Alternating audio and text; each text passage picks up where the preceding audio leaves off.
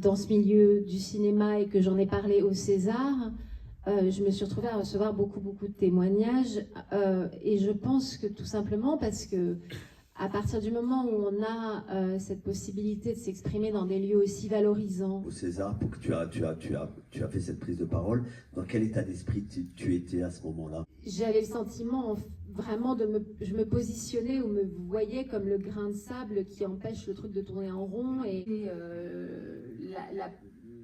ce discours était le discours. En 2020, quand elle a quitté la salle, c'était des Césars, hein, suite à 12 nominations qu'avait eu Romain Polanski. Dans le fond, c'est pas tellement le moment, c'est l'écho du moment, des moments précédents, donc qui ne sont pas mes moments à moi, qui nous racontent aussi l'histoire de nos familles, hein. C'est-à-dire que dans le fond, dans une famille, la place du père, la place du patriarche, du grand-père. Au cinéma, là où moi je trouve qu'il y a quelque chose qui a été écrit d'ailleurs hein, par Geneviève Cellier, mais à un autre endroit qui est plutôt sur l'idée du culte de l'auteur.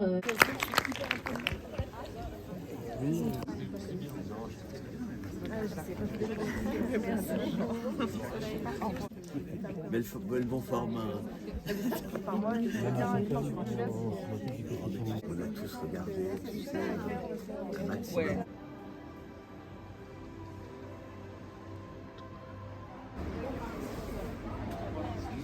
Ça va. Du coup, j'espère.